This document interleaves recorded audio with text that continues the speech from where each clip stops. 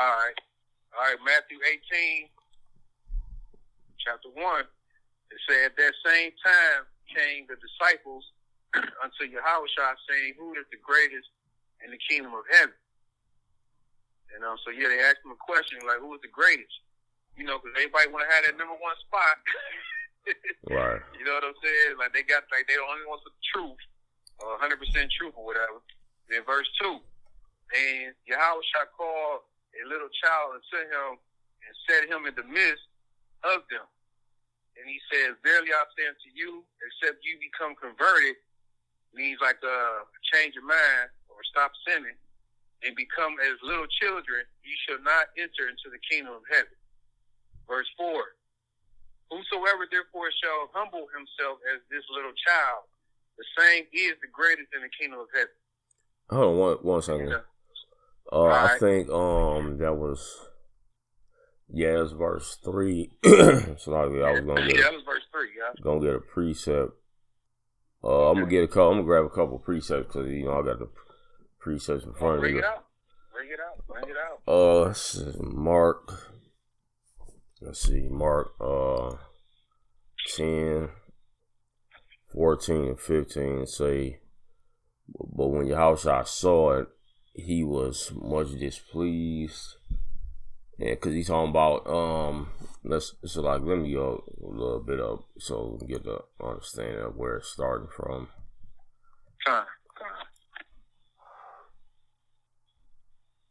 Okay, Con.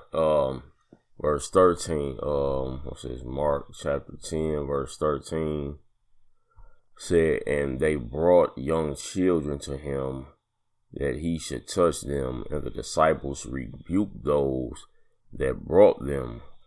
But when Yahushua saw it, he was much displeased and said unto them, suffer the children to come unto me, and forbid them not, for of such is the kingdom of the Most High. It says, verily, verily, I say unto you, whosoever shall not receive the kingdom of the Most High as a little child, he shall not enter therein. And, I think that's because, like I spoke on it before, I believe that's because children, they are more open, you know what I'm saying? They are not like adults. We could be prideful, you know what I'm saying, thinking we know this or we know that, and like have our cup full, you know what I'm saying? But you got to come with your cup not being full so the Most High can, put something in it, you know what I mean? So, something like that, brother. Remember we went to that gas station and like the Most High had that brother say that he said like he's willing to learn. You know what I'm talking about? Yeah. That was me and you. You got to be humble. I got another precept too for that too, man. Good. It's kind of deep. It's kind of long, but it goes into the little children. All right, this is Numbers chapter 14. I'm gonna start at verse 26.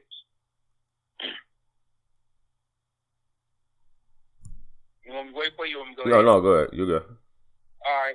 And Yahweh spake unto Moses and unto Aaron, saying, how long shall I bear with this evil congregation, which murmur against me? I have heard the murmurings of the children of Israel, which they murmur against me. Say unto them, as truly as I live, saith Yahweh, as ye have spoken in my ears, so will I do to you. Your carcasses shall fall in this wilderness, and all that were number of you, according to your whole number, from 20 years old and upward, which have murmured against me, doubtless ye shall not come into the land. So, like when Yahushua said, instead of be like one of these little children, turn from your sins, you will not enter the kingdom. It's the same thing back then. They didn't enter into the promised land at that time. You know what I mean? Because they say from the age 20 and up, because they kept on complaining pretty much. And that was Numbers 14. Yeah, Numbers chapter 14. Oh, my bad. I'm in verse 26. I'm in the wrong book, huh? Yeah, Numbers 14, verse 26. All right, got you. Now watch this. I'm going to start at verse 29 right quick. Your carcasses shall fall in this wilderness, and all that were numbered of you, according to your whole number, from 20 years old and upward, which have murmured against me, doubtless ye shall not come into the land, concerning which I swear to make you dwell therein, save Caleb, the son of Jephunneh, and Joshua, the son of Nun. Verse 31, but your little ones, which ye said should be a prey, them will I bring in, and they shall know the land which ye have despised. So, like the older generation, they knew everything, man. They thought they knew everything. All right. They wanted to go back to Egypt, and the little children just humble, man. They can take instruction without complaining, Then it said, verse 32, but as for you, your carcasses, they shall fall in this wilderness, and your children shall wander in the wilderness 40 years and bear your whoredoms, until your carcasses be wasted in the wilderness.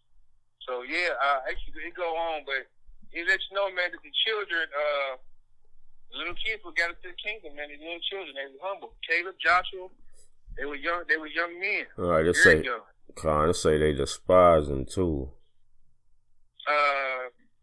Verse 31 said, but your little ones, which ye said should be a prey, them will I bring in, and they shall know the land which ye have despised. Let me get this. Deuteronomy chapter 1, verse 39.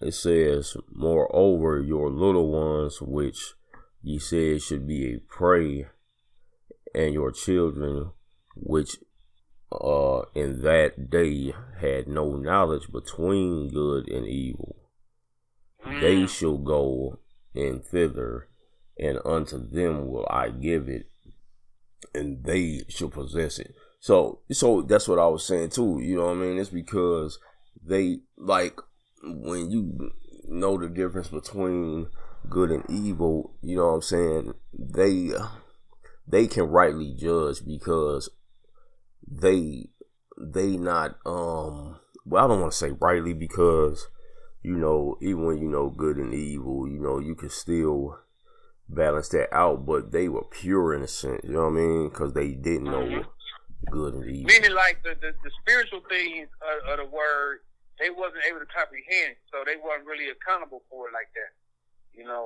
which means they still in the state where they can learn. They in the state of learning spiritual things.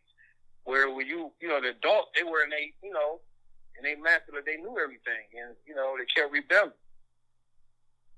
I'm going to finish it up. Verse. Hey, you got some more on that? Yeah, real quick, cause we was go ahead. I have to go back a little bit,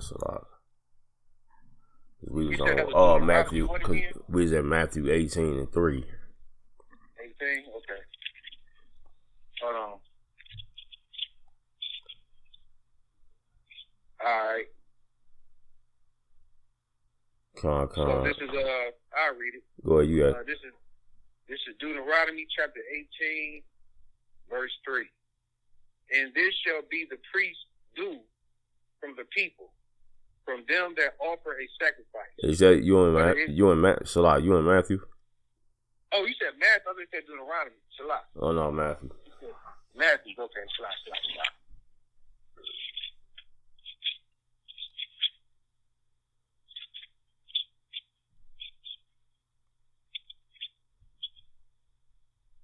No, I was asking you, was you done with that Deuteronomy? Whatever you was reading Deuteronomy.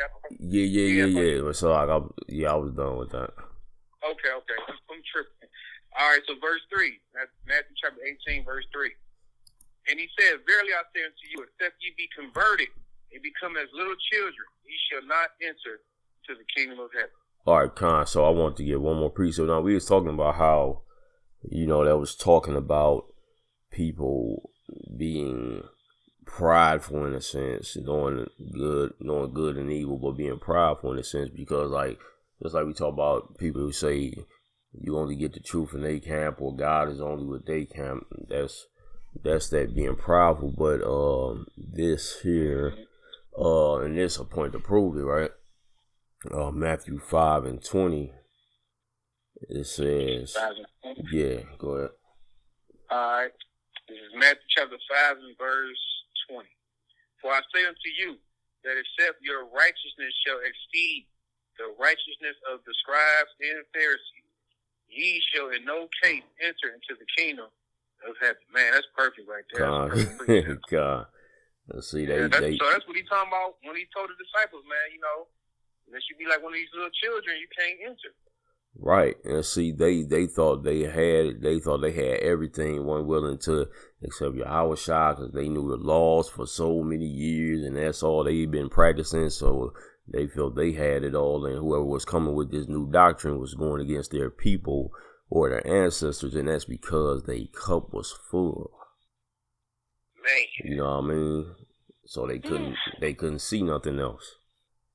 And on top of that, they was in their own filth because they were teaching people to do all the laws, but they wasn't doing them themselves.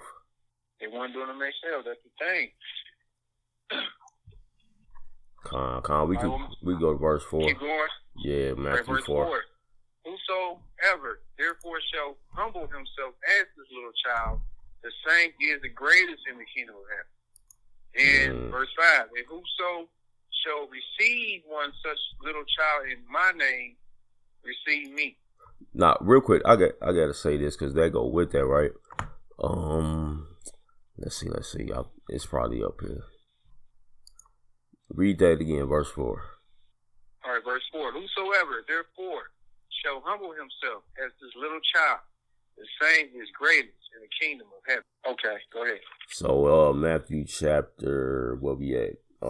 18 verse 4 says, whosoever therefore shall humble himself as this little child, the same is greatest in the kingdom of heaven. So he's been talking about the humbling, and that's interesting that they mention the word humble with coming as a child, because children are humble, bro. They not ashamed to be wrong. You know what I'm saying? They not ashamed to be taught. You know what I mean? But go ahead. All right, verse 17, Matthew chapter 5, verse 17. Think not that I am come to destroy the law or the prophets. I am not come to destroy, but to fulfill. For verily I say unto you, till heaven and earth pass, one jot or one tittle shall in no wise pass from the law, till all be fulfilled. Keep going. Con. All right, verse 19. Whosoever therefore shall break one of these least commandments. That's it. No, go ahead. I'm saying that's the point. Go ahead. Okay. And shall teach men so, he shall be called the least in the kingdom of heaven. But whosoever shall do and teach them, the same shall be called great in the kingdom of heaven. Con. See. Like you said, with the Pharisees, they taught it, but they weren't doing it. Yahushua said, whosoever shall do and teach. You know what I'm saying? They was just teaching the law, the Pharisee was, but they wasn't doing it. Chapter 5.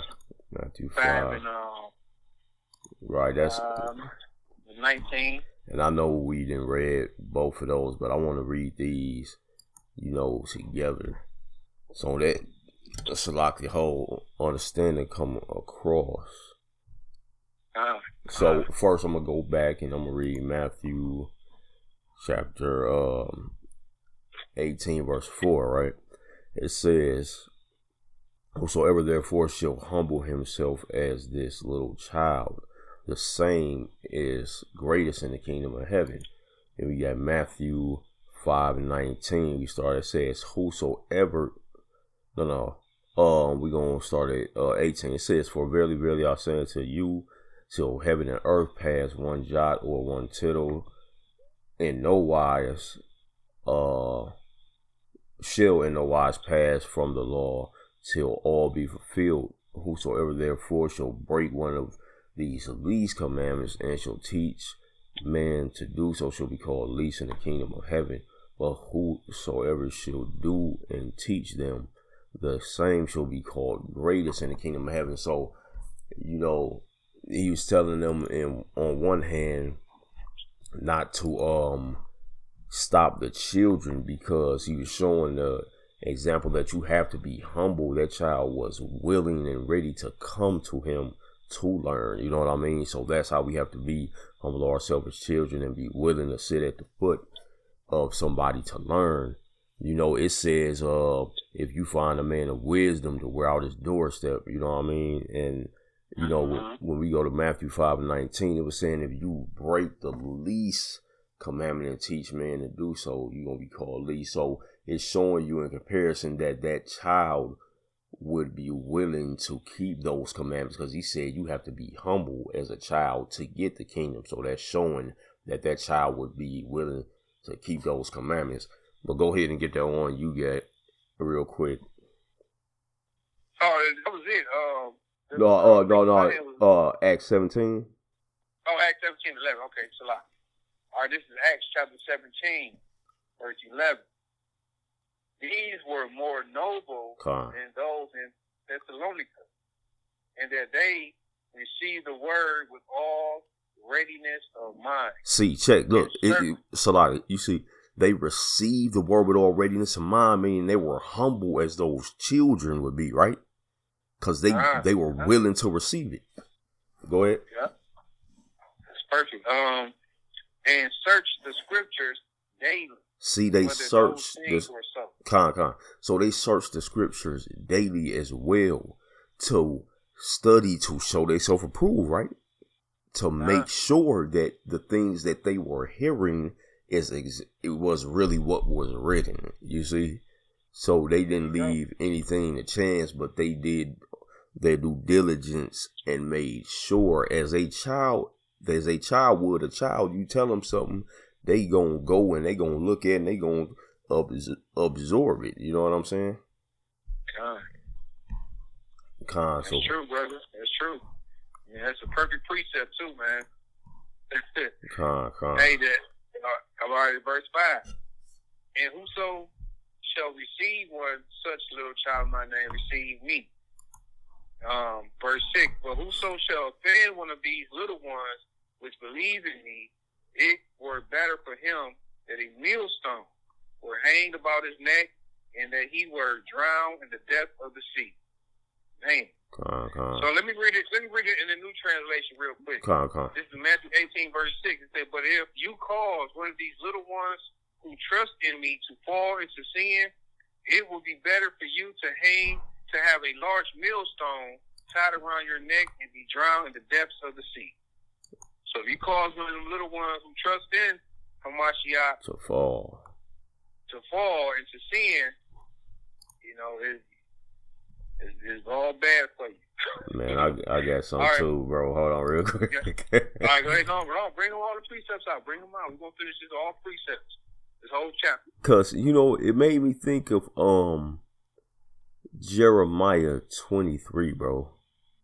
I'm going to start at verse 1. It says, you want to get there? Let me write it down real quick in my notes.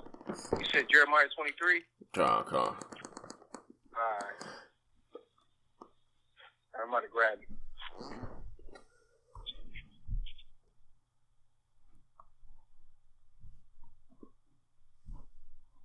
All right, what verse? I'm starting verse 1. Because we're talking about, you know, if you misleading the ones that are sincere to the Most High to fall away from him, in so many words. You know, you read that verse one more time. All right. What was that, 6? Matthew chapter 18, verse 6. But whoso shall offend one of these little ones which believe in me, it were better for him that a millstone were hanged about his neck, and that he were drowned in the depth of the sea. So I want to start at verse 1, Jeremiah 23 and verse 1. Give me 1 second. Where's we at? I want to see if something else comes up real quick.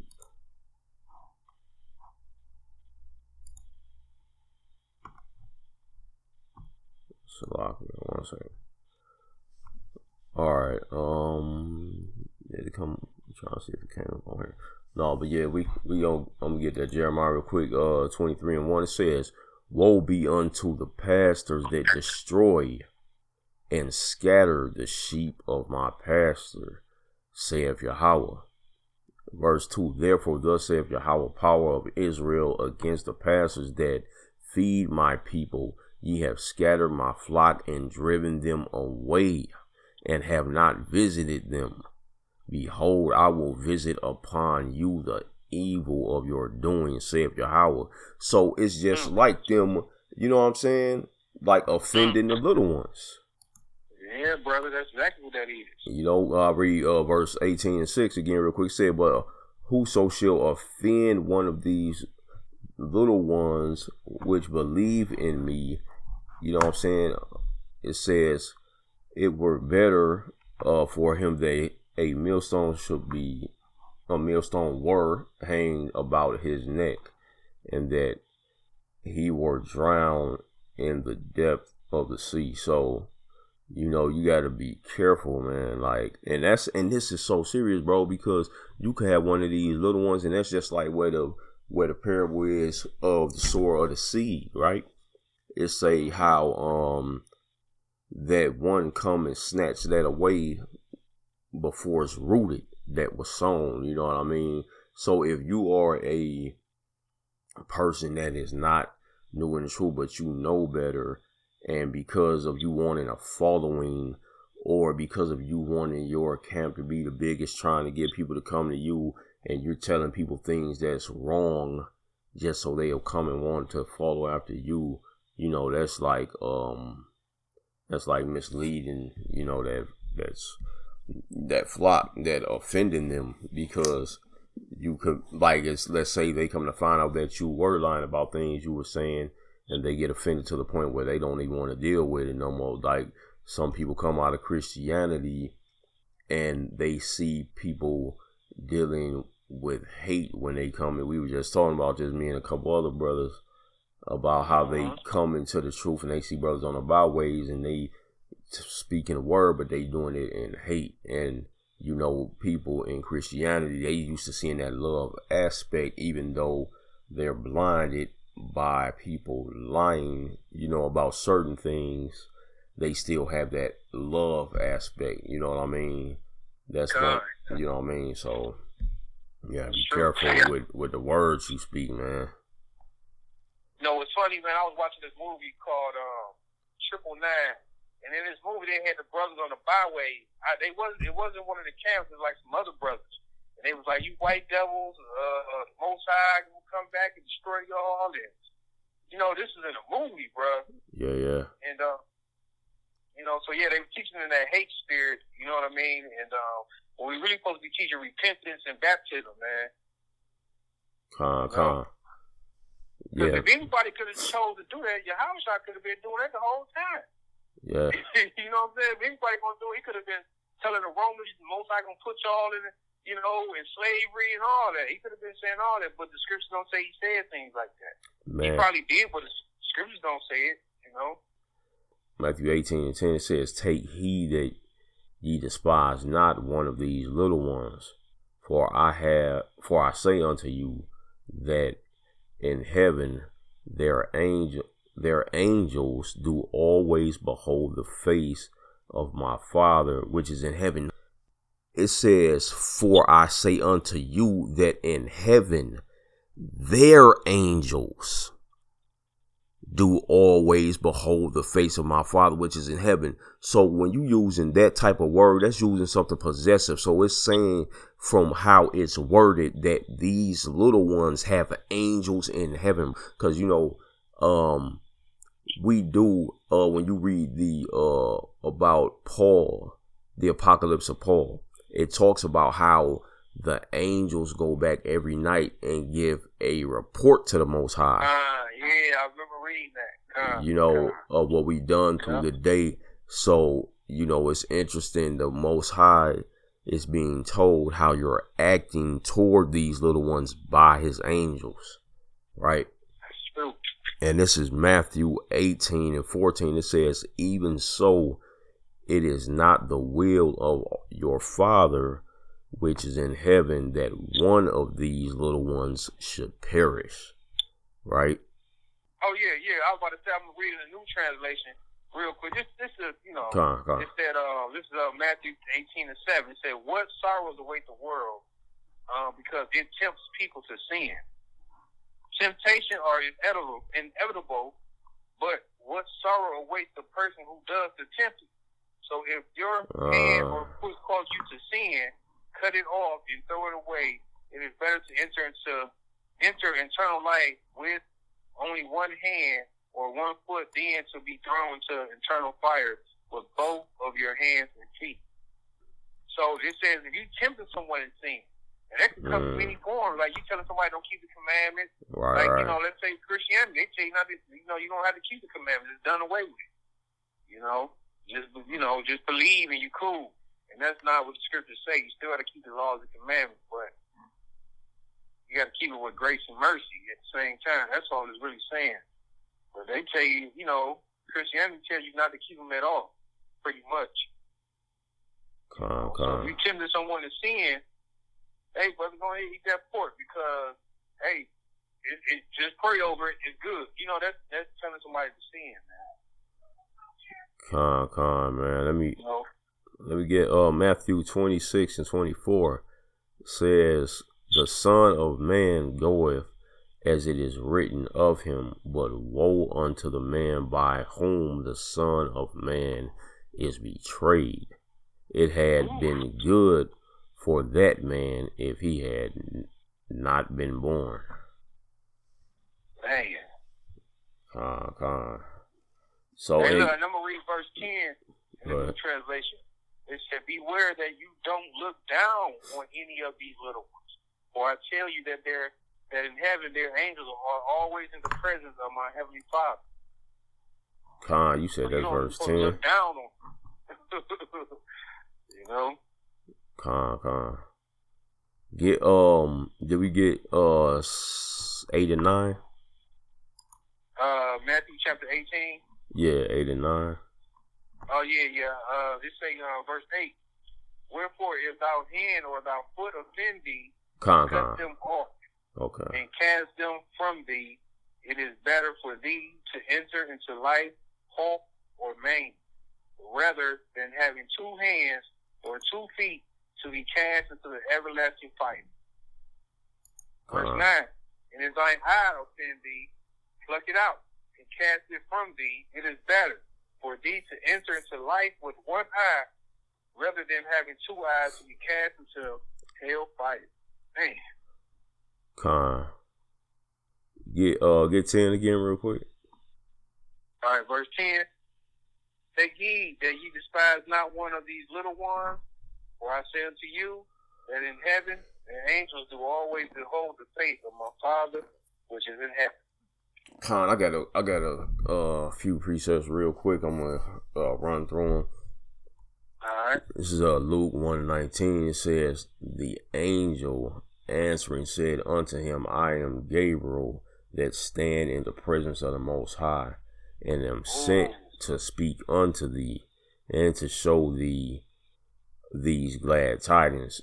So it's that's showing you that these angels that it's talking about are in the presence of the Most High, when it spoke about their angels being in the presence of God, right?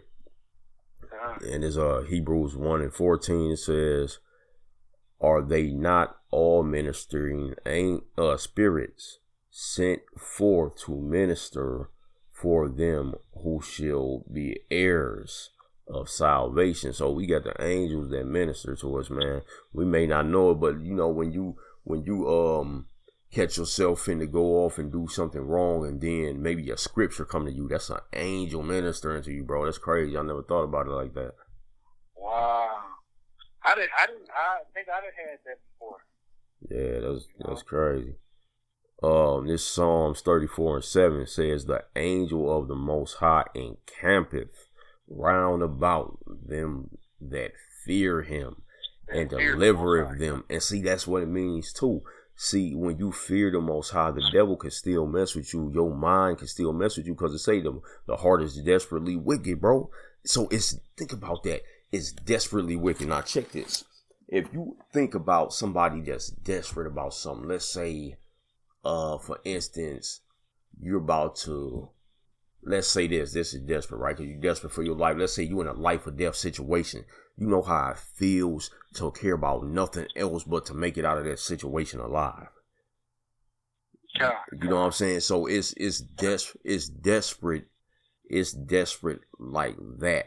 Your heart is desperately wicked. Your heart is desperate to do wickedness, like you desperate to keep your life. If you're in a life or death situation, man, you understand how crazy that is, bro?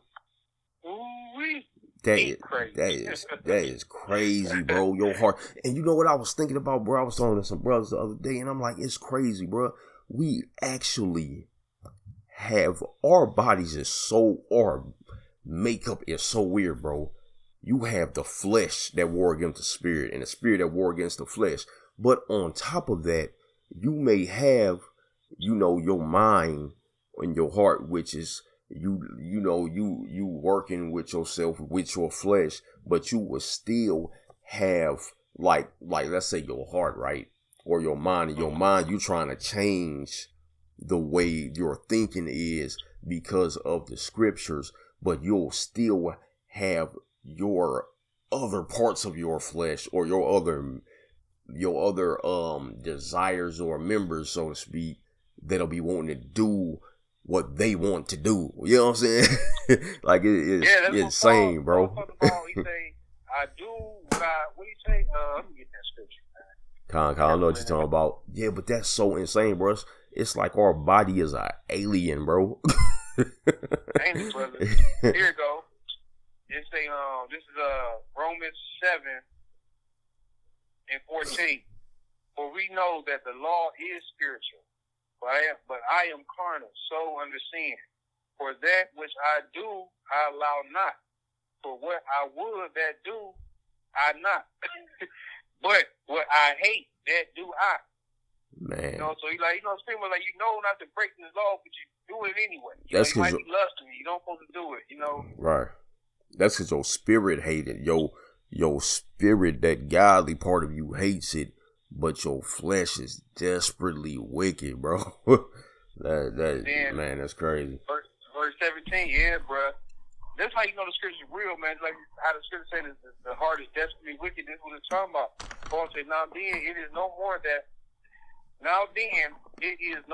I that do it, but sin that dwell in me. Bro. For I know that in me, that is in my flesh, dwelleth no good thing. Man, that's crazy, For the will is present with me, but how to perform that which is good I find not. Bro, that that is so, bro. I don't think people understand it, bro. I don't think people understand. Somebody said, man, Paul, people got a problem with Paul. Paul was keeping it real, man. He's just being honest. That is so crazy, bro. Like, and we talking about our being here. This is our person. You know what I'm saying? That you have yourself fighting against yourself. That's crazy to me, bro. That's crazy. It's normal, but it's crazy. It's crazy. Yourself is going against yourself, bro. You're fighting against yourself. That's why, Paul said, examine yourself whether you be in the faith or not. You got to examine yourself, man, because yourself fight against itself. Your spirit is warring with your flesh. Your flesh is its own it's its own person in a way. And it's crazy because I remember when I was younger, it was this. I was a little younger. It was this little boy, that I knew his parents, and he was telling his parents one day, he like, my mind told me to do this or that, and I'm like, wow, just thinking back on it, I'm like, that's crazy. I was like, that's crazy. Like, my mind told me to do it. I'm like, you know what, the little man was right. And then verse 20, Paul say, now if I do that I would not, it is no more I that do it, but sin that dwell in me. I find then a law that when I would do good, evil is present with me. So what is Paul meaning? Like when I do good, evil is present with me. He's talking about the flesh. And your flesh is present, man. You are your flesh. It ain't going nowhere till you leave this earth. Yeah. But until then, your flesh is, you always in this body, man. You're in this body. It's all like this, right? It's almost like trying to pour clean water in a dirty vessel. Cause Say it again. It's like trying to pour clean water in a dirty vessel. You know what I mean? It's always gonna be contaminated in a sense, and this is why we get grace and mercy, because the Most High know that vessel is always gonna be dirty, even though He put that cleanness in it, and it's gonna take those new. That's why I talk about being renewed and having that new spirit and mind. It's new, but for it to be completely cleansed is going to be when He gives us that new tabernacle or that new body. You know what I mean? Let me finish reading out, then we go back to Matthew 18. Say 4. This is Romans 7:21. I find in a law that when I would do good, evil is present with me. For I delight in the law of God after the inward man, but I see another law in my members, warring against the law of my mind and bringing me into captivity to the law of sin, which is in my members. Wow. Ooh. So that's what you just said. Yeah, bro. And then verse 24, he say, "Oh, wretched man that I am, who shall deliver me from the body of this death?" Man. Hey, Most High, man. Body, bro, you're going to constantly be lusting and warring and the spirit fighting against the flesh fighting against the constant war, man. And my bad, go ahead, bro. No, that's all I had to say. No, you know what's interesting? You know what's interesting? Because these bodies were perfect and in sync with our spirits at one point in time, but they, we like to call the mind a supercomputer, right? But what happened was we were in sync at one point, and we didn't have nothing wrong with us, but thanks to Hashatan, we became virus infected and malfunctioned. You know what I mean? That's a up-to-date modern way of looking at it. You know what I mean? Like that's raw. How to look at that like that? I ain't never thought about that. So they say the mind is. They say the human brain is like a computer. That's what happened. We got refurbished computers right now. Most I got to come. You know what I mean? It's like Esau mocking, the human, the way the Most High created the human being by probably making computers. It's probably a mockery, man. So the Most High, he got to come and wipe them hard. He got to come and wipe them hard drives clean, bro. Hey man, for real, like think you got a memory bank. It is like a computer. The way they designed the modern computer is like a brain, bro. Like look that up. They said it's like the human brain. Even like the memory, now they call it the cloud or something like that. Yeah. The iCloud memory, yeah. The iCloud and all that, yeah. Yeah, man, this stuff is deep, man. But Paul pretty much told you his struggles, man. I think it's in Corinthians, I believe, or 2 Corinthians, where he asked the Most High to take whatever it was from him he was suffering or dealing with. And the Most High told him, my grace is sufficient. But he was dealing with it's like a thorn, he said. It might have been lust. It might have been masturbation. Ain't no telling what it was. But whatever it was, Paul knew it wasn't right. He wanted to be delivered from it, but it was one of his struggles. Sometimes, I don't know, man. I ain't gonna say that because that wouldn't be true, I don't think. Sometimes we go through things that to put us, to make us humble, because we had everything. If we had all sin, like down pat, like we can just, overcome temptation at the drop of a dime, bro. We didn't have so much pride. Yeah, it's a scripture. I can't remember all of it exactly, but it says, the Most High have things a certain way so that no man should boast. Man, what scripture is that? Man, I have to, let me see. Let me look that up. It's in the Apocrypha or like a regular scripture? I gotta check. I think it's in the regular scriptures. Let me see, huh?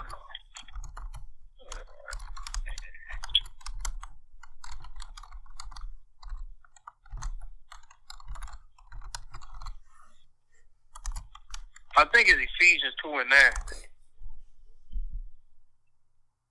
Yeah, that's what came up. Yeah, con. That's it. Yeah, it do. It just say not of works, let any man should boast. Con. So it's pretty much to do with faith and not of works. So the one man should boast that he's doing it himself. You know what I mean? That's why I say faith without works. But we got I don't want to go off too far. Yeah. We going but we got I mean, but it still got to do with like being humble as a little child, though. Con. Go ahead, but what you got? No, we back at Matthew 18, verse 18. 11. All right, let me get it real quick. Hold on. All right, what verse we at? Oh, we at 11, but I got the perfect precept for 12 back to that Jeremiah. So I know that's where I want to go after we read 12. All right, this is Matthew chapter 11. Chapter 18, verse 11. For the Son of Man has come to save that which was lost. Verse 12. How think ye, if a man have 100 sheep, and one of them be gone astray, doth he not leave the 99 and goeth into the mountains and seek that which is gone astray? See, and this is I'm gonna do Jeremiah 23, right? In verse 2, it says, therefore thus saith Yahweh, power of Israel, against the pastors that feed my people, ye have scattered my flock and driven them away, and have not visited them, meaning you haven't went after them. You know, you led them, you pushed them away by the way you do things, you know what I mean? But you have not went to visit them, not went to look for that one sheep, as it was talking about in chapter 18, you know, in verse 12. It said, you have, behold, I will visit upon you the evil of your doings, because, you know, you pretty much led those people into death because they have went away, you know, if they have gone away from the Most High. And I want to get something real quick to prove that they had, you know, pushed them away because they didn't go chase after them, you know what I mean, to try to regain that which was lost. But this Baruch chapter 4 verse 1, right, to prove that they had pushed them away into death, you know, and this is why the Most High said it was an evil thing. Baruch chapter 4 verse 1 in the Apocrypha said, this is the book of the commandments of the Most High, and a law that endure forever.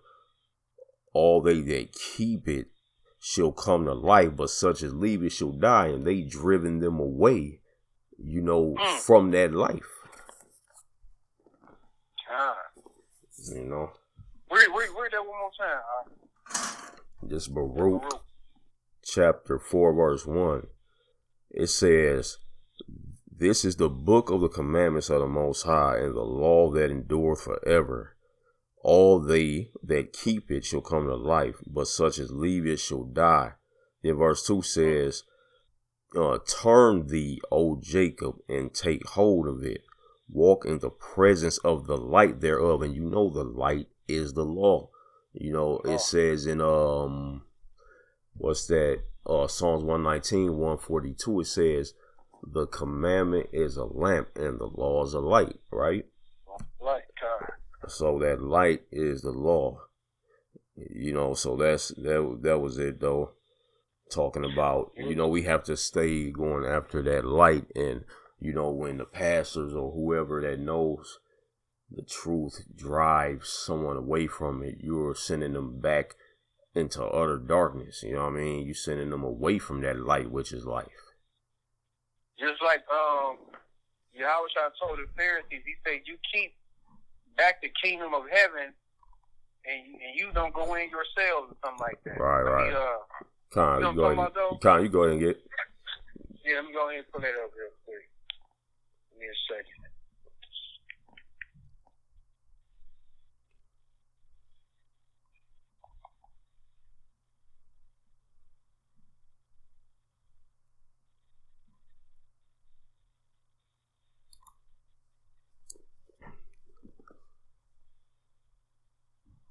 Let's see.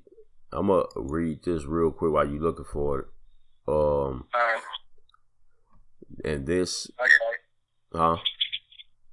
I got it. But go ahead. Bring out what you. No, I was just gonna read verse 13 in Matthew. It's Matthew 18:13 said, and if so be that he find it, verily I say unto you, he rejoiceth more of that sheep than the 99 which went not astray. You know what I mean? Because that's the one he needs to be concerned about. So that's why he rejoices more at that one. It's just like the prodigal son. You know, the prodigal son, he goes astray, and the father, he's still willing to accept him whenever he's coming back, because he rejoices in the fact that he's returned to the fold or to the flock. You know what I mean? This is Matthew 23:13. But woe unto you, scribes and Pharisees, hypocrites! For you shut up the kingdom of heaven against men, for ye neither go in yourselves, neither suffer ye them that are entering to go in. Wow, so it's like them pastors, man. It's like them pastors leading the sheep astray, you know? Yup. And they don't have that faith. They don't have that faith or that humbleness of heart. Like I said, unless you humble yourself as one of these children, you won't get the kingdom. And the thing was, the Pharisees, they weren't willing to humble themselves because they thought they had it all. Once again, their cup was full. You know, their cup was full. They had the laws for years, and they were stuck in their ways, you know. All right, verse 14. Matthew 18, verse 14. Even so, it is not the will of your Father which is in heaven that one of these little ones should perish. Moreover, if thy brother shall trespass against thee, go and tell him his fault between thee and him alone. If he shall hear thee, thou hast gained thy brother. The precept for that too is Leviticus 19. Right. Leviticus 19. Yeah. You already get to that one. Yeah, Okay. actually it's a couple 19 and 17. 19, 17, yeah. It says, thou shalt not hate thy brother in thine heart. Thou shalt in any wise rebuke thy neighbor and not suffer sin upon him. And, you know, it's saying that because it's saying, if thy brother trespass against thee, you know, in Matthew 18:15, go tell him his fault between thee and him alone. You know, because if he trespass you, you know, they say don't suffer sin upon him if he trespass you, or if he wrongs you, and to have hate in your heart against him by leaving him in his sin. Yeah, and this James 5:20 go with that too.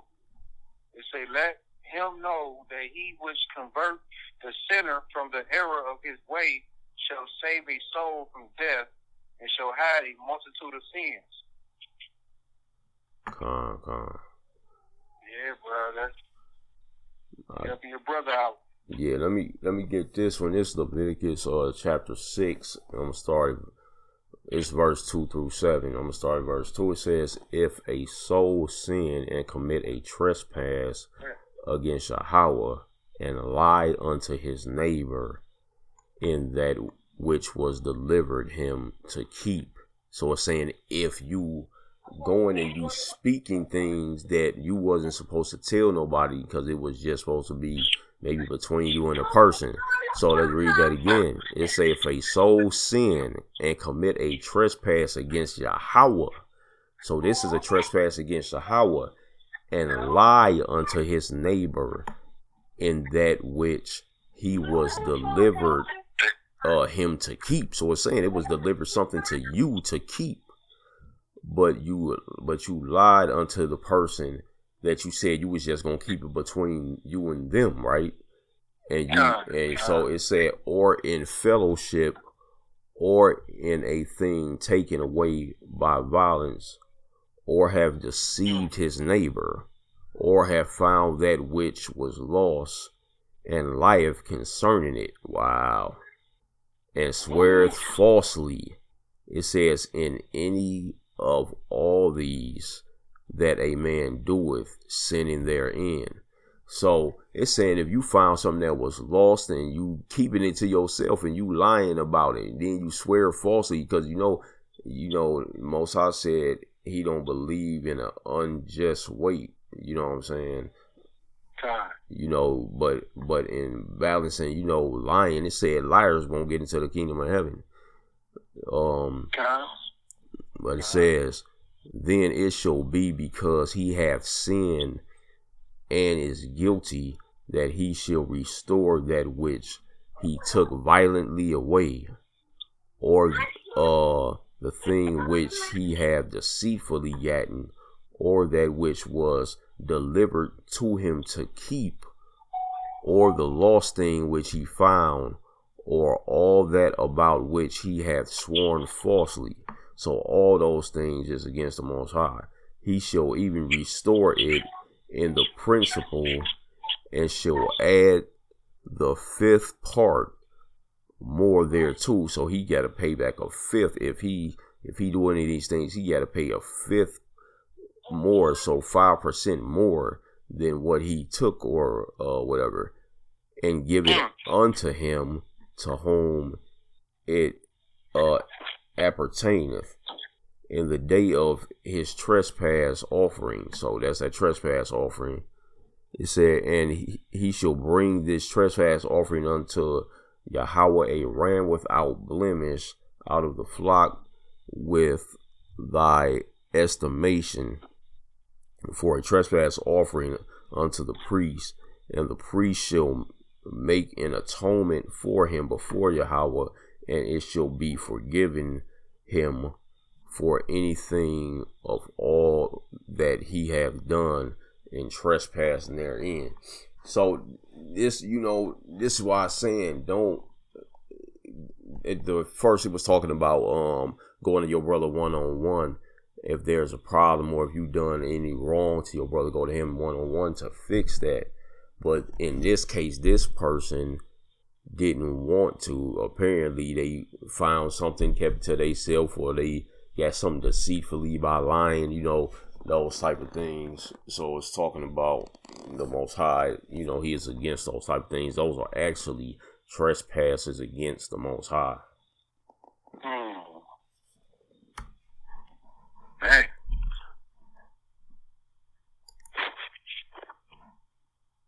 Want me to keep reading? 8. I'm going to start with 15. 8. Matthew 18. Go ahead. Tell him his fault. Come along. He gained our brother. So like that, they belong to somebody else. You lied, say you ain't seen it or got it. Right. That's like trespassing against your neighbor, right? Right. Okay. And verse 16 say, but if he will not hear thee, then take with thee one or two more, that in the mouth of 2 or 3 witnesses every word may be established. So I'm going to Deuteronomy 17:6. Bring up this law. Hold on.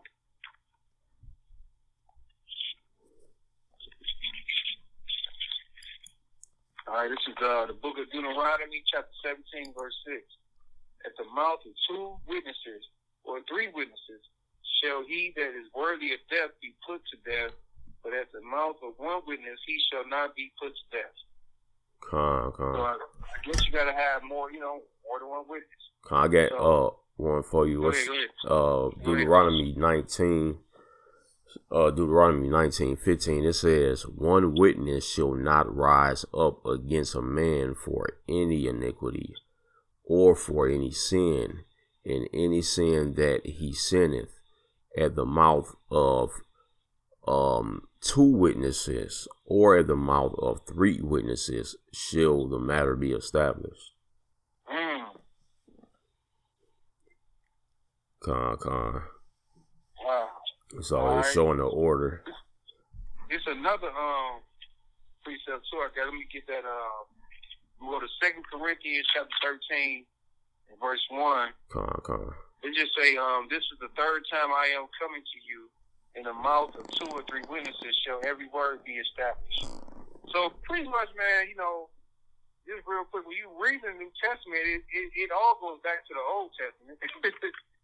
Hey, but I think what it was with this here in Corinthians, it said, this is the third time I am coming to you. So he may have went there by himself, right? And was looking at that as a witness, but it says you have to have 2 or 3 people. That's why he said, in the mouth of 2 or 3 witnesses shall every word be established. He pretty much quoted the law. What I just read, Deuteronomy. Yeah. That was on Corinthians 13, 2 Corinthians 13 and 1. And I'm going to verse 17, Matthew 18, 17. And if he shall neglect to hear them, tell it unto the church. But if he neglect to hear the church, let him be unto thee as a heathen, made publican. And the only one, there's a precept for that real quick. Hold on. And that's in Romans 16. Romans 16, verse 17 say, now I beseech you, brethren, mark them which cause divisions and offenses, contrary to the doctrine which ye have learned, and avoid them. So it says, neglect to hear the church, let them be unto thee as a heathen man and a publican.